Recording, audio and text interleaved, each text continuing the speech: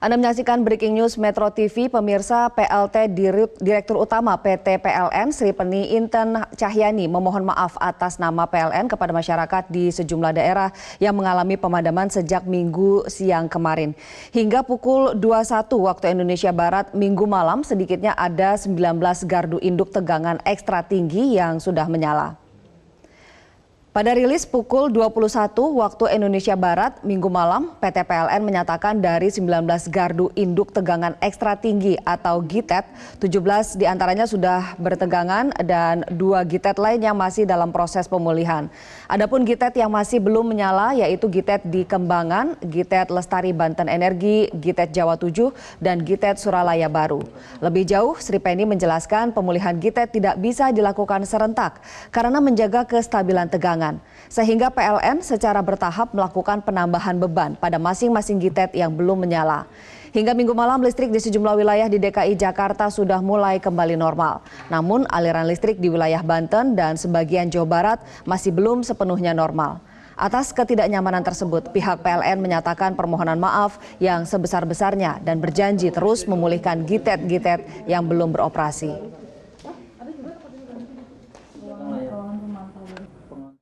Sebagian sudah menerima beban, namun tidak seluruh beban kepada pelanggan bisa dinormalkan karena ini bertahap, ya. Karena apa? Karena kita sudah masuk kepada sistem peak load, ya. Mulai pukul 17 sampai pukul 22 ini adalah sistem peak load, sehingga kami harus menjaga kestabilan tegangan supaya tidak nanti semuanya malah jadi drop. Jadi kami pelan-pelan memasukkan tambahan beban-beban dari GITET-GITET yang sudah bertegangan ini. Nah, GITET yang saat ini belum menyala pada posisi 18.30 adalah GITET Kembangan, GITET Lestari Banten Energi, GITET Jawa 7, GITET Suralaya Baru, dan GITET Ujung Berung. Ini hampir semua adalah di area Banten.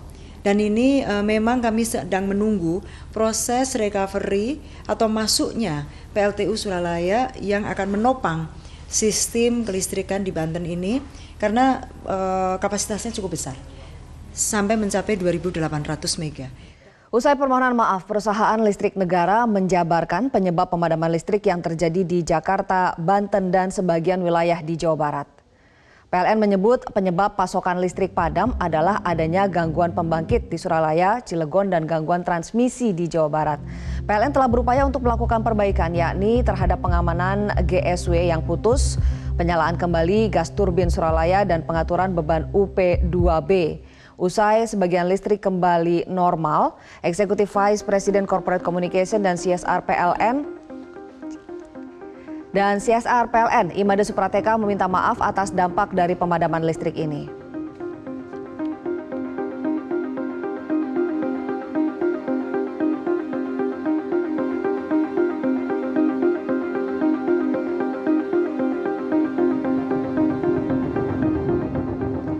Yayasan Lembaga Konsumen Indonesia menyesalkan padamnya listrik di wilayah Jabodetabek, Jawa Barat, dan Banten. Untuk itu YLKI meminta PLN memberikan kompensasi terhadap para pelaku usaha dan rumah tinggal yang terkena imbas akibat pemadaman listrik. Secara regulasi sudah ada kompensasi yang dihitung berdasarkan standar pelayanan minimal yang itu sudah ada regulasinya yang ditetapkan oleh Kementerian ESDM ketika PLN melewati batas maksimum pemadaman yang ditentukan di masing-masing daerah dan dalam hal ini di Jakarta. Tetapi kompensasi yang ditetapkan oleh pemerintah yang berdasarkan lama pemadaman itu sangat tidak cukup mengkompensasi kerugian yang dialami oleh konsumen akibat pemadaman secara serentak dan tiba-tiba ini. Selama lebih dari 6 jam, warga ibu kota Banten dan sebagian Jawa Barat harus beraktivitas tanpa listrik. Tidak hanya itu, dampak pemadaman listrik akibat rusaknya sejumlah gardu juga mengakibatkan terhentinya sejumlah layanan transportasi, perbankan, SPBU, serta sejumlah fasilitas umum.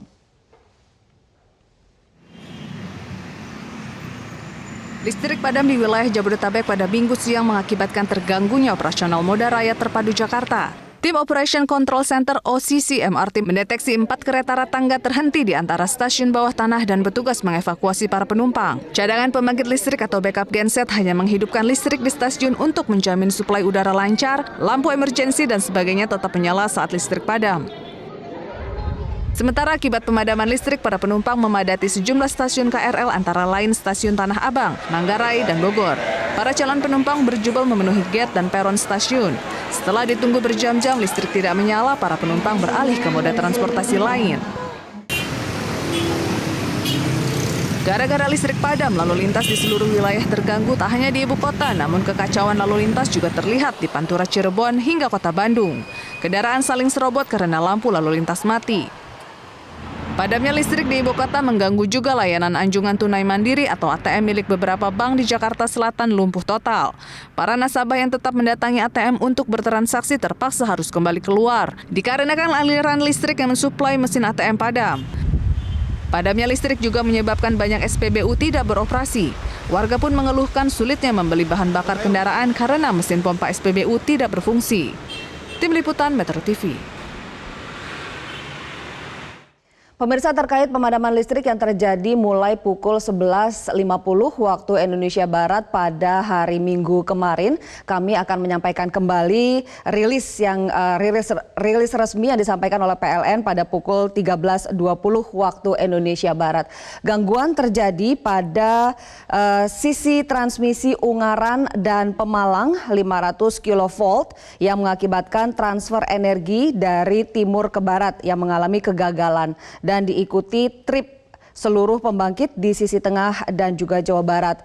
Gangguan ini mengakibatkan aliran listrik di Jabodetabek, sebagian Jawa Barat dan juga Jawa Tengah mengalami pemadaman. Dengan ini informasi terkait gangguan listrik di Suralaya di turbin 1 sampai 6 yang sebelumnya kami sampaikan, kami ralat.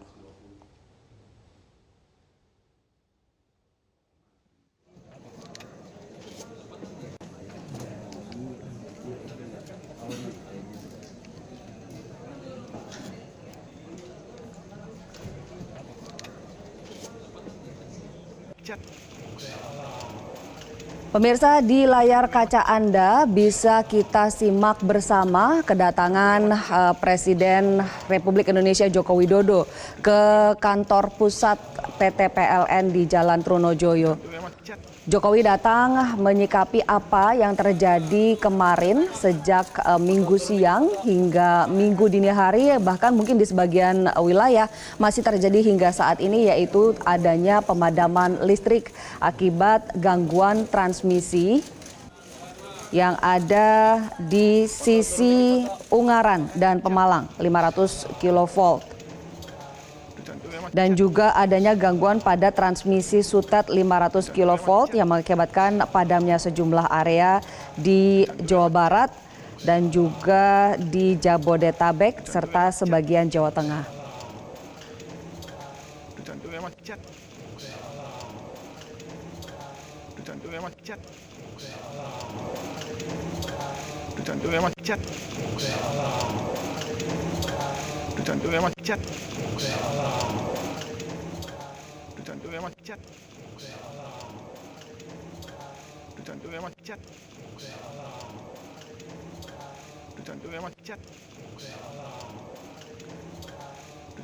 Bersama Joko Widodo hadir pula Menteri ESDM Ignatius Jonan, Menkominfo Rudiantara, juga ada Menteri Perhubungan Budi Karya Sumadi,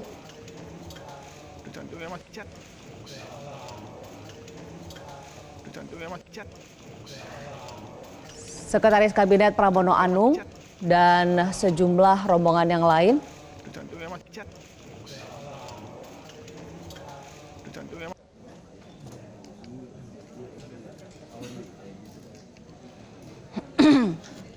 Jokowi diterima langsung oleh PLT, Direktur Utama merangkap Direktur Pengadaan Strategis 1, Sri Peni Inten Cahyani, juga jajaran direksi dari PT PLN.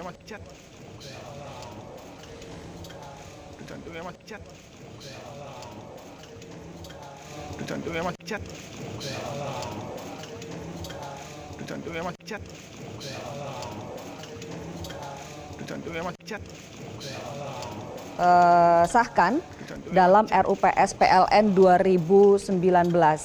yang surat keputusannya diberikan oleh Deputi Bidang Restrukturisasi dan Pengembangan Usaha Kementerian BUMN dan berlaku efektif mulai 2 Agustus 2019 yang lalu.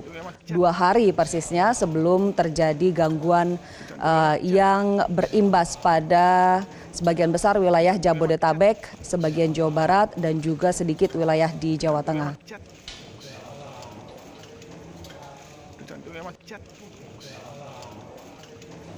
Berdasarkan RUPS yang berlangsung pada 2 Agustus lalu, ditentukan susunan direksi PLN, yaitu PLT Direktur merangkap Direktur Pengadaan Strategi 1, Sri Peni Inten Cahyani, lalu Direktur Pengadaan Strategis 2, Joko Raharjo Abumanan, dan Direktur Keuangan Sarwono Sudarto, Direktur Human Capital Management Muhammad Ali, Direktur Perencanaan Korporat Shofi Felianti Rukman, lalu Direktur Bisnis Regional Jawa bagian Tengah, Amir Rosidin, dan Direktur Bisnis Regional Jawa bagian Timur, Bali, dan Nusa Tenggara, Supangkat Iwan Santoso, Direktur Bisnis Regional Jawa bagian Barat, Haryanto WS. Juga Direktur Bisnis Regional Sulawesi dan Kalimantan, Syamsul Huda, Direktur Bisnis Maluku dan Papua, Ahmad Rofik, dan Direktur Bisnis Regional Sumatera, Wilio Dwi Harto. Pemadaman yang terjadi pada Minggu siang hingga malam sempat mengganggu sejumlah aktivitas di ibu kota. Tidak hanya di ibu kota tapi juga di Jabodetabek, karena kita ketahui bahwa transportasi seperti MRT terganggu, lalu juga Skytrain di bandara juga terganggu, dan kita akan bergabung langsung dengan di suasana di PLN pemirsa. Itu lebih dari 8 jam. 8 jam baru bisa beroperasi normal, memproduksi uap. Karena apa? Di dalam sistem itu ada peralatan yang memproduksi uap dulu, uapnya kemudian disiapkan masuk menggerakkan turbin jadi listrik, gitu ya. Nah, itu posisinya adalah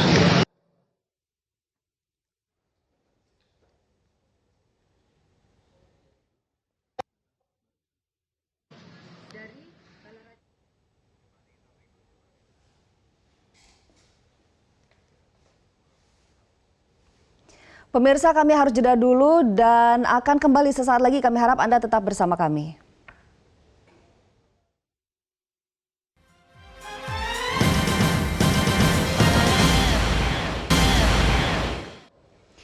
Pemirsa, pasokan listrik ke rumah-rumah warga dan juga industri di Jabodetabek masih belum normal. Sejumlah daerah yang sempat sudah tersambung jaringan listrik saat ini kembali mengalami pemadaman. Lalu seperti apa kondisi pasokan listrik di Jakarta dan sekitarnya? Kita bergabung dengan rekan Jane William dari Gardu Induk di Gandul, Depok, Jawa Barat. Jane, selamat pagi. Seperti apa kondisi di Gardu Induk Gandul? Andi, selamat pagi. Saat ini di unit induk pusat pengaturan beban, tepatnya di unit induk transmisi Jawa. Halo?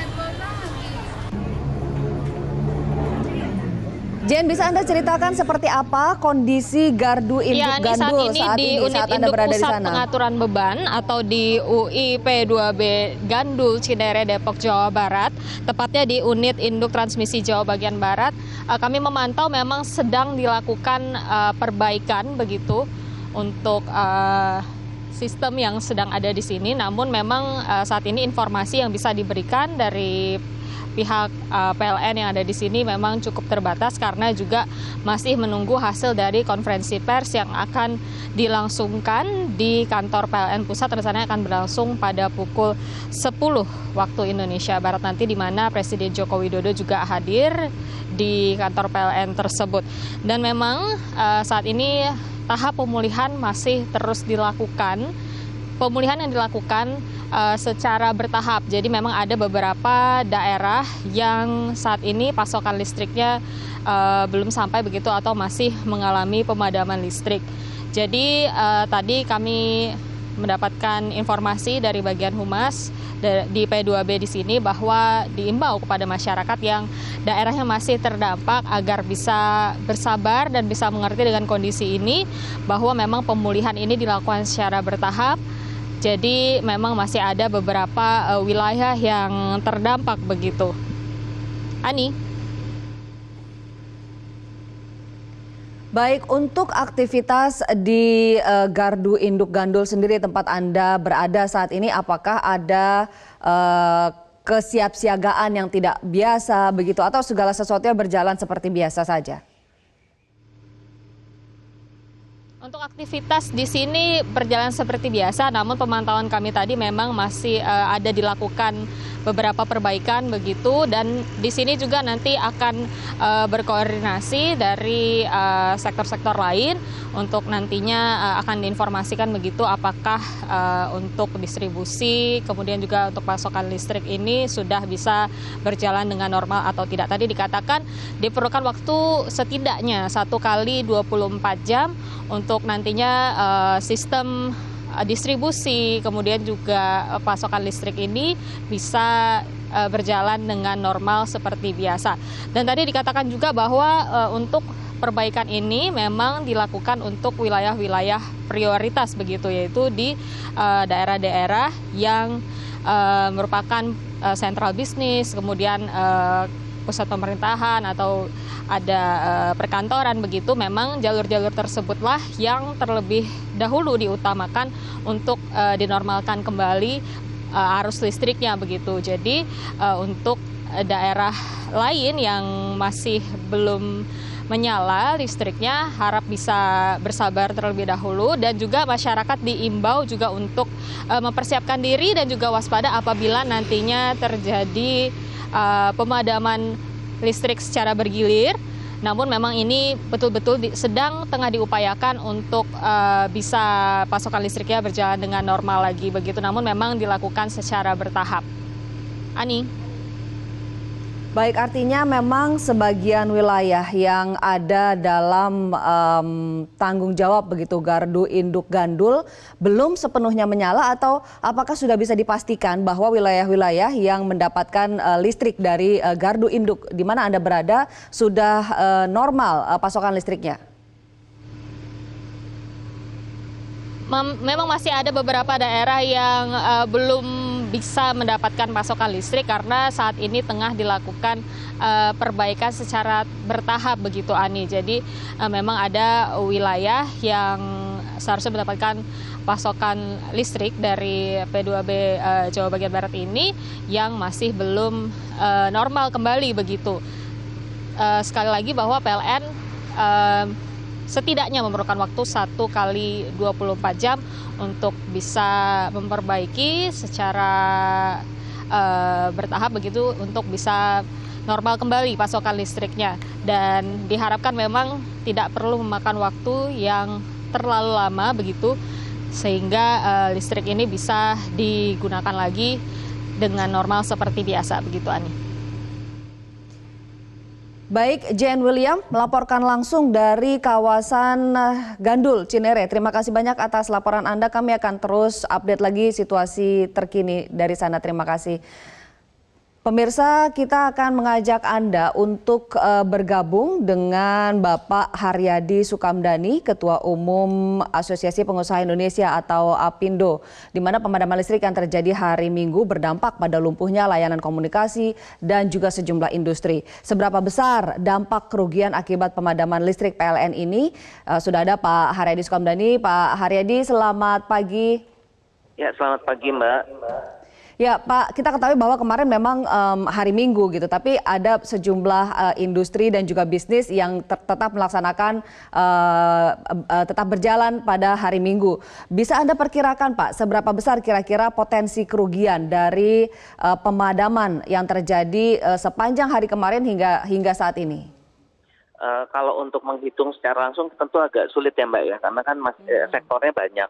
Tapi yang bisa saya sampaikan di sini adalah kemarin itu yang cukup menimbulkan banyak masalah itu yang terkait dengan sistem pembayaran.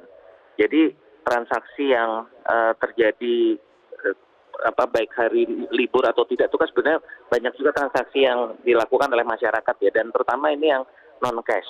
Jadi ini jadi masalah karena kemarin itu untuk jaringan komunikasinya kan terganggu.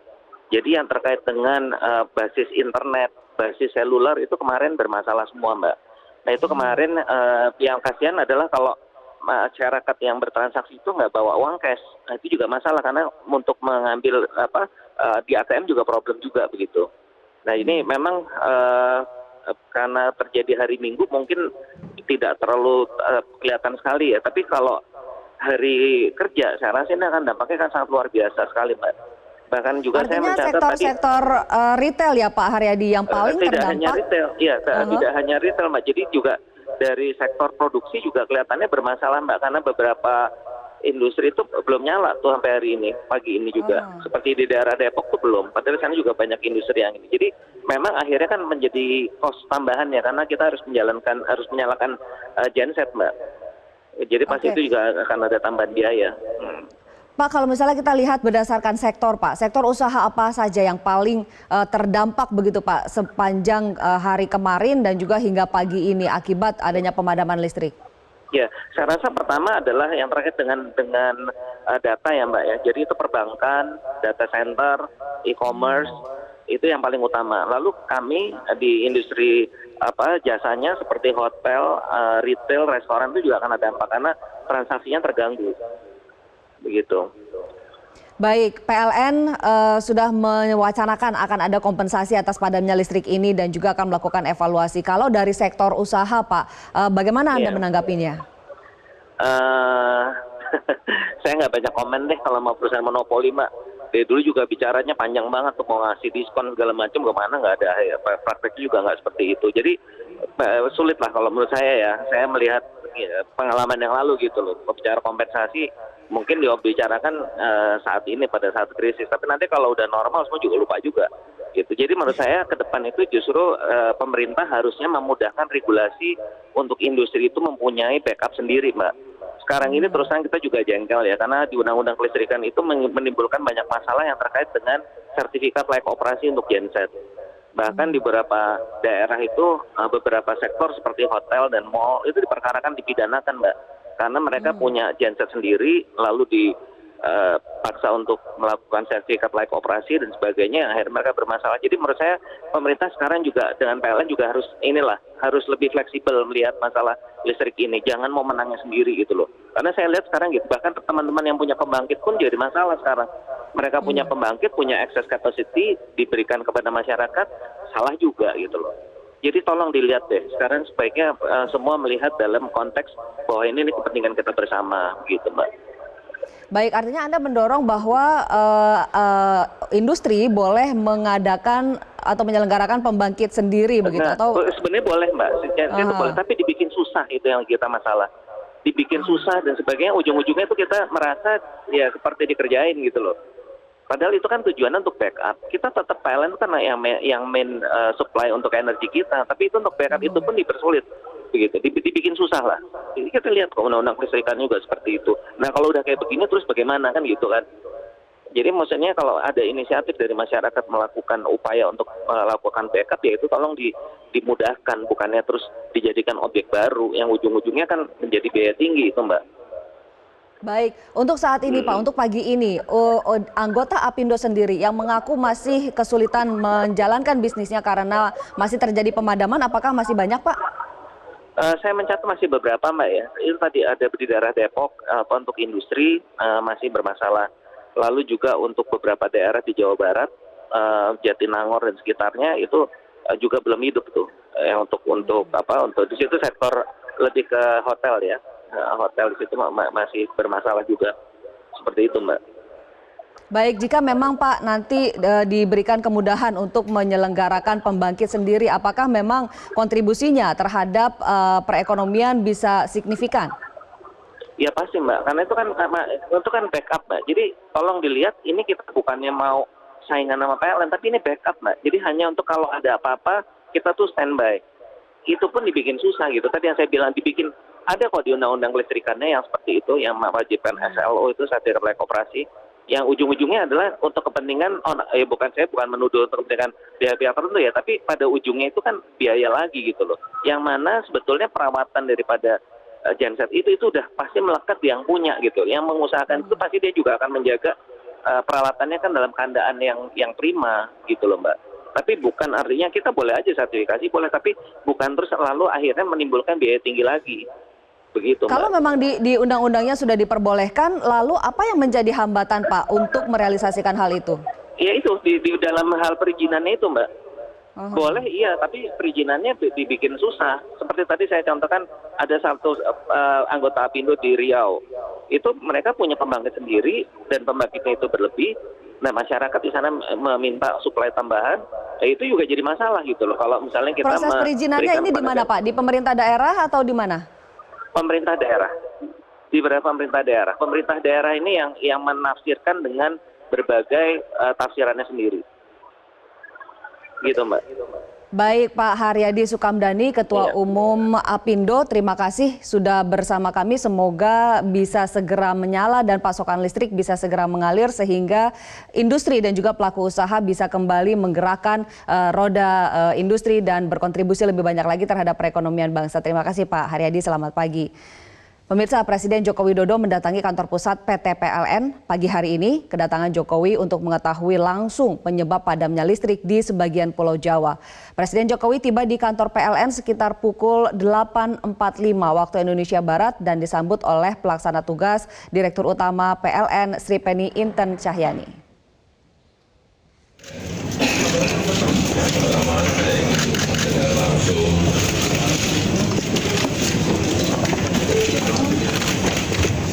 Peristiwa pemadaman total minggu kemarin dan dalam sebuah manajemen besar seperti PLN Industri yang menurut saya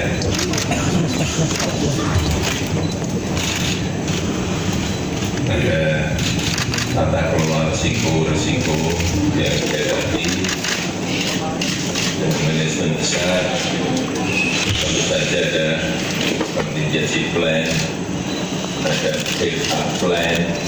Pertanyaan saya, kenapa itu tidak bekerja dengan cepat dan dengan baik? Saya tahu peristiwa seperti ini pernah kejadian di tahun 2002, 17 tahun yang lalu, Jawa dan Bali. Mestinya itu bisa dipakai sebuah pelajaran dan bersama. Jangan sampai kejadian yang sudah pernah terjadi itu kembali terjadi lagi. Kita tahu ini tidak hanya bisa merusak reputasi PLN, tetapi juga banyak hal di luar PLN yang terutama konsumen membutuhkan. Pelayanan transportasi umum misalnya juga sangat berbahaya sekali, MRT misalnya. Sebab itu hari ini saya ingin dengan langsung tolong disampaikan yang berbuat saja. Kemudian kalau memang ada hal-hal yang kurang yang belak-belakan saja sehingga bisa diselesaikan masalah dan tidak terjadi lagi masa-masa yang akan kita silakan. Pemirsa, kita bergabung dengan Yunia Harsari langsung dari kantor PLN Pusat di Jalan Trunojoyo. Yunia, selamat pagi. Bisa Anda laporkan situasi terkini, apakah pertemuan Jokowi dengan jajaran direktur dan direksi dari PT PLN masih berlangsung hingga saat ini? Ani, pertemuan Presiden Joko Widodo dengan jajaran PLN, terutama PLT Direktur Utama PT PLN Sri Penny ini sudah selesai digelar tadi sekitar pukul 9 lewat waktu Indonesia Barat, dan tadi juga sudah ada konferensi pers yang digelar oleh pihak PT PLN yang dalam hal ini adalah PLT dari Direktur Utama PT PLN Sri Penny. Sebelum saya menjabarkan apa saja hasil konferensi pers yang disampaikan oleh pihak PT PLN, tadi ada sejumlah hal yang memang disampaikan oleh Presiden Joko Widodo terkait dengan pemadaman yang terjadi sejak kemarin siang hingga malam hari tadi.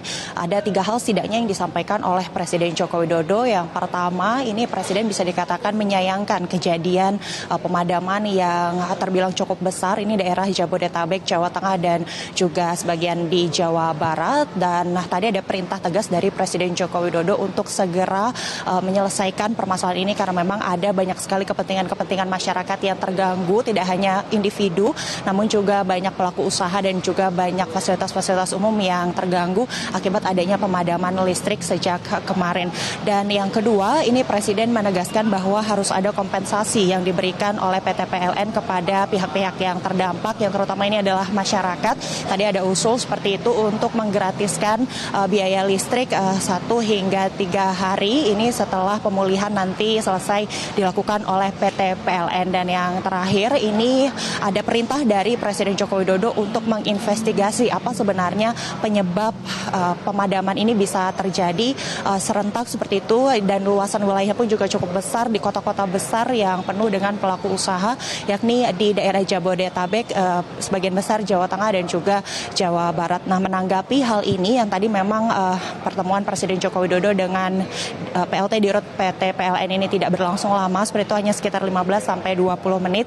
Intinya hingga saat ini PT PLN masih mencoba untuk menginvestigasi apa sebenarnya masalah utama yang menyebabkan adanya pemadaman listrik sejak kemarin siang. Ini bisa mulai dari hal-hal yang kecil seperti itu, mungkin ada pohon yang tumbang dan juga mengganggu kinerja dari PLTU yang pembangkit listrik yang dimiliki oleh PT PLN. Dan yang kedua, ini PT PLN sendiri akan melakukan sejumlah langkah antisipasi dan juga perbaikan. Salah satunya ini adalah memanfaatkan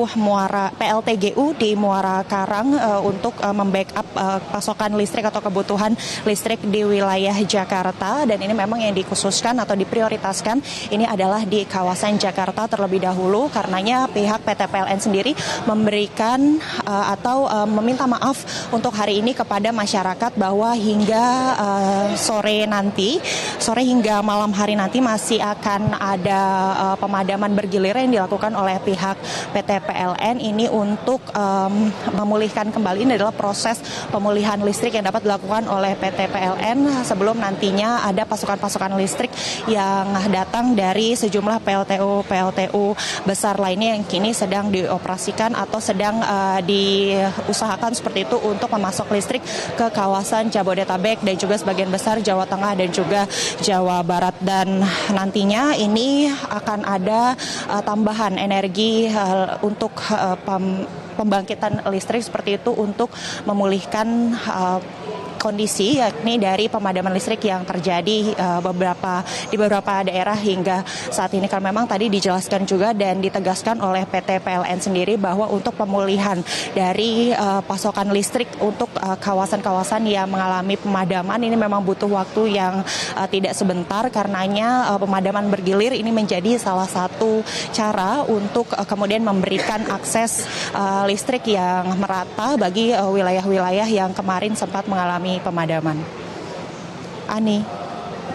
Di media sosial begitu dan juga di WhatsApp grup banyak sekali beredar informasi yang simpang siur. Di antaranya adalah informasi mengenai pemadaman bergilir ini. Dikatakan bahwa setiap 3 jam sekali akan ada pemadaman bergilir. Apakah Anda bisa mengklarifikasi itu ataukah ada informasi tambahan mengenai rencana pemadaman bergilir ini?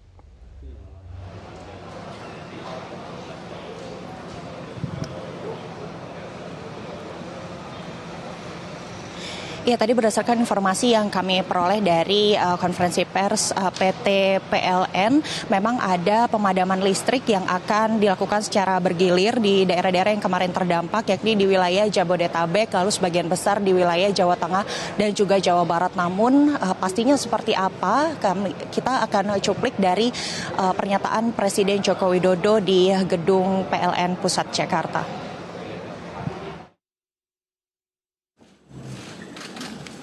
Terdapat 2 sistem, yaitu sistem utara dan sistem selatan, di mana sistem transmisi ini ada masing-masing adalah 2 sirkuit. Jadi 2 sirkuit di utara dan 2 sirkuit di selatan. Jadi ada totalnya adalah 4 sirkuit atau 4 jaringan. Yang menjadi backbone yaitu jaringan 500 kV. Jaringan 500 kV yaitu kalau dari utara adalah Rembang, kemudian Ungaran, Mandiajan, baik. Dan kemudian yang selatan adalah dari Kediri, Medan, Kasugian, dan kemudian Tasik. Dua-duanya adalah 500 kV 2 sirkuit. Kemudian yang terjadi pada hari Minggu posisinya adalah sebagai berikut. Jadi pada di utara pada titik di jaringan Ungaran Pemalang itu di Kecamatan Gunung Pati terjadi gangguan. Di mana gangguan pertama terjadi pada pukul 11.48 dan kemudian sirkuit yang kedua juga mengalami gangguan. Jadi 2 lain terjadi gangguan. Nah kemudian secara otomatis pasokan listrik dari timur ke barat ini dalam rangka efisiensi Bapak. Jadi pasokan listrik murah itu ditransfer dari timur ke barat.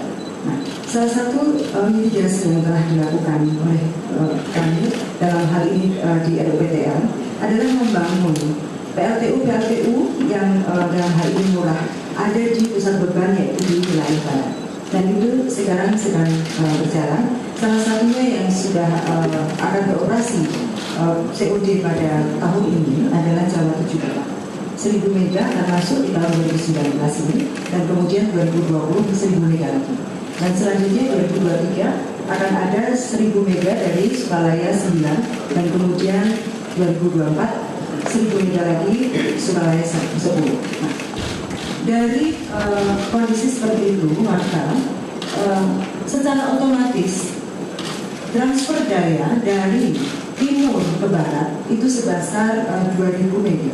Itu kemudian pindah jalur Pak menuju ke jalur selatan. Nah,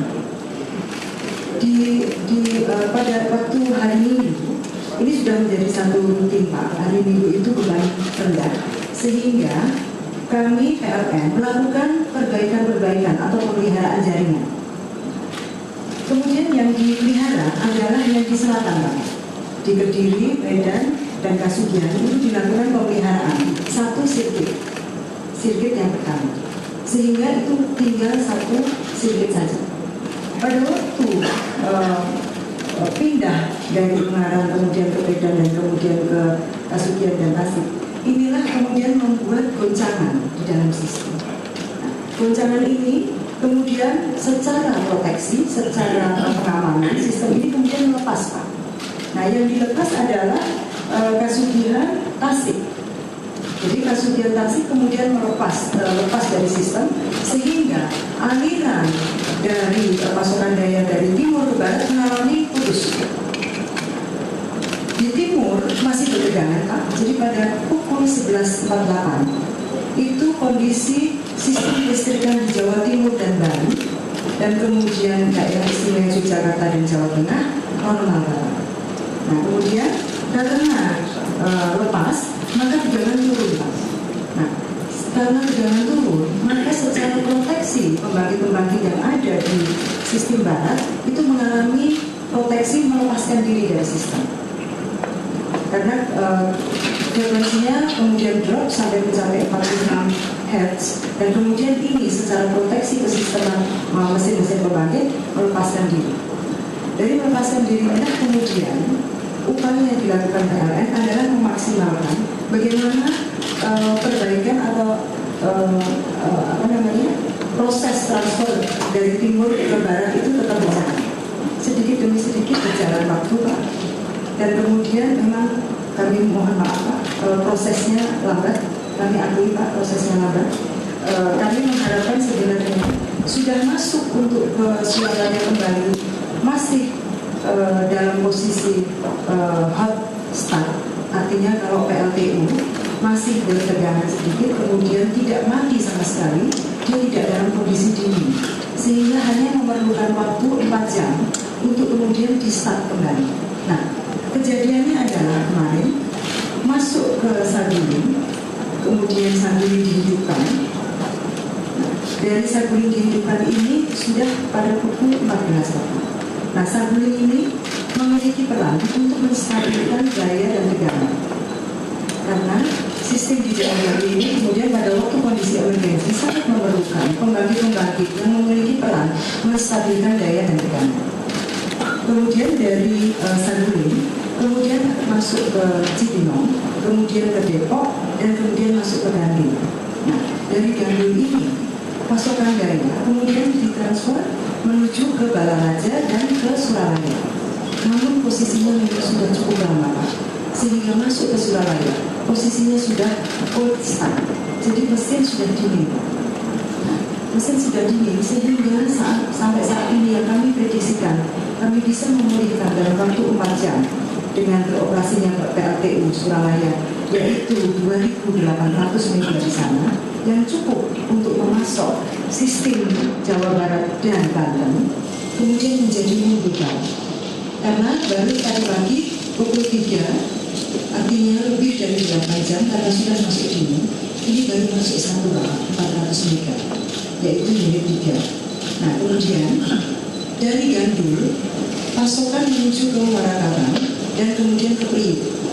Nah, Priuk dan Muarakarang memang secara sistem mendukung DKI, mendukung listrikan DKI, dan tipe pembangkit PLTGU Priuk dan Muarakarang ini adalah cepat untuk start.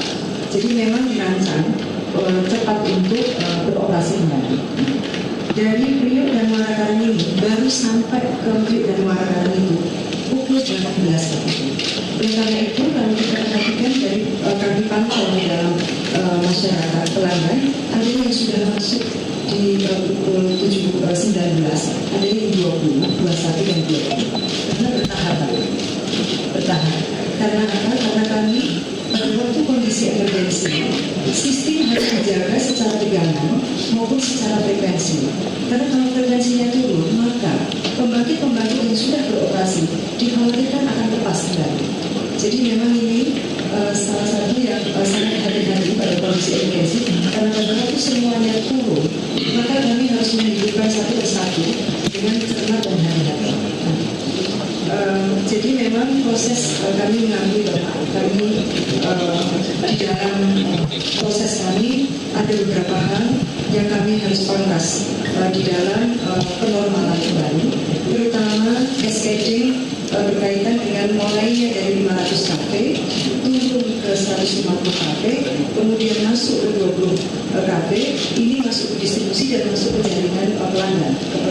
Dan ini merupakan ada cascading antara peran penyaluran dan peran distribusi. Inilah Pak, kami mohon maaf karena cascading inilah yang kami sekarang mengakui bahwa ini akan kami pangkas, kami akan satukan menjadi advance integrated control center, advance control center yang akan mengcombine antara penyaluran dan distribusi dari 150 ke 20 kV. Nah, itulah mungkin mudah-mudahan dengan perbaikan ini nanti mudah-mudahan ini bisa lebih baik dalam rangka kecepatan. Namun yang tadi kami sampaikan bahwa antara utara dengan selatan, kami di dalam RKAP maupun di dalam LPTL telah memasukkan Bapak perkuatan jaringan transmisi, khususnya membuat redundant Pak, untuk sistem utara maupun sistem selatan, dan itu sudah masuk di dalam LPTL dan sudah masuk di dalam RKAP. Demikian kita penjelasan. Listrik dan bertahun-tahun, apakah tidak dihitung, apakah tidak dikalkulasi bahwa akan ada kejadian-kejadian ini kita tahu sebelumnya. Kalau tahu drop gitu, artinya kerjaan jaring ada tidak dihitung, tidak dikalkulasi.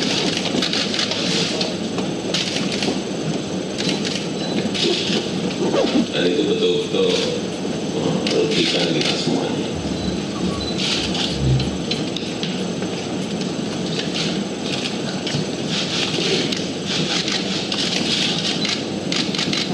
Menambahkan boleh Bapak.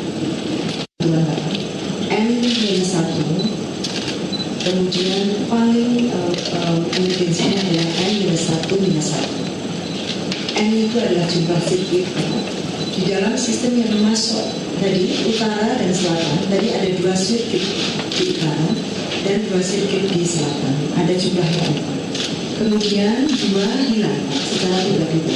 Jadi menjadi N-2.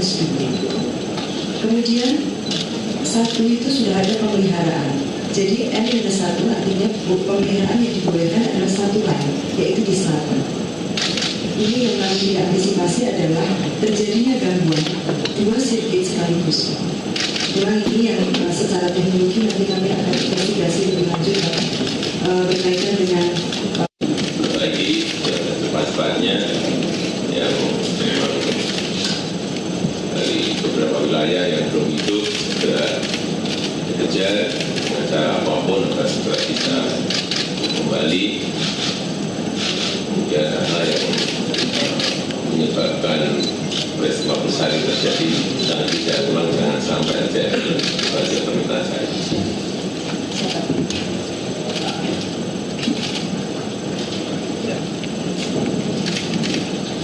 Baiklah, terima kasih.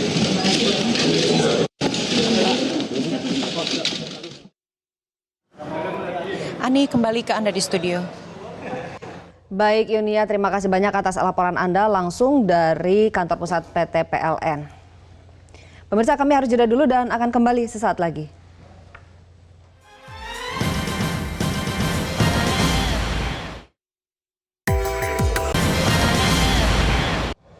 Pemirsa, PT PLN Persero menyatakan akan melakukan evaluasi atas pemadaman listrik di wilayah Jabodetabek dan Jawa Barat agar tidak terjadi di kemudian hari.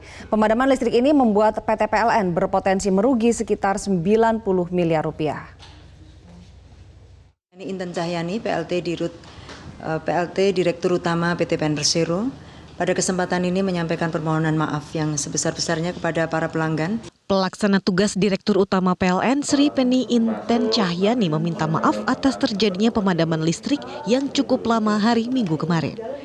Sri Penny mengaku akan melakukan evaluasi atas gangguan listrik ini agar tidak terjadi lagi di kemudian hari. Akibat pemadaman listrik ini, PLN pun menderita kerugian yang tidak sedikit. Kalau kita bicara mengenai berapa kerugian PLN, tentunya ini adalah dengan tidak tersalurkannya listrik kepada pelanggan, tentunya ini bicara mengenai revenue ya. Tidak adanya revenue yang masuk pada periode tersebut. Ya, ini sudah menjadi salah satu konsekuensi dari tidak teralirnya listrik kepada pelanggan. Oleh karena itu kami bicaranya adalah bagaimana kecepatan kami, fokus kepada bagaimana kami bisa segera merecovery sistem ini. Demikian. Sementara Direktur Pengadaan Strategis 2 Joko Raharjo Abumanan memperkirakan potensi kerugian akibat pemadaman listrik ini mencapai 90 miliar rupiah. Angka ini didapat dari potensial loss sebesar 9.000 megawatt dengan asumsi pemadaman dilakukan selama 10 jam dan tarif listrik per 1 megawatt sebesar 1 juta rupiah. Angka ini belum termasuk kompensasi yang harus diberikan kepada pelanggan. Dari Depok, Jawa Barat, Tim Liputan Metro TV. PT PLN berjanji akan memberikan kompensasi bagi pemilik industri atau usaha lainnya yang dirugikan akibat matinya listrik di wilayah Jabodetabek, Jawa Barat, dan Banten. PLT Direktur Utama PLN Sri Penny Inten Cahyani menyatakan pihaknya tidak hanya cukup meminta maaf atas terjadinya pemadaman listrik, namun juga akan memberikan kompensasi sesuai Peraturan Menteri Energi dan Sumber Daya Mineral Nomor 27 Tahun 2017 tentang tingkat mutu pelayanan dan biaya yang terkait dengan penyaluran tenaga listrik oleh PLN. Di situ disebutkan, saya petik ya, pengurangan tagihan listrik pada konsumen sebagaimana dituliskan pada ayat 1 sebelumnya, itu 30% dari biaya beban atau rekening minimal untuk golongan pelanggan yang dikenakan pada tarif adjustment, atau 20% dari biaya minimal untuk golongan tarif yang tidak dikenakan tarif adjustment. Nah, hitung-hitungannya itu memang tidak berupa cash, tetapi pada pengurangan terhadap KWH yang sudah dipakai pada periode rekening berikutnya, gitu. Nah, itu sudah ada aturannya dan PLN mengikuti atau komit konsisten kepada aturan tersebut. Pemirsa, demikian Breaking News Metro TV. Terima kasih banyak atas kebersamaan Anda dan selamat pagi Indonesia. Kami lanjutkan kembali.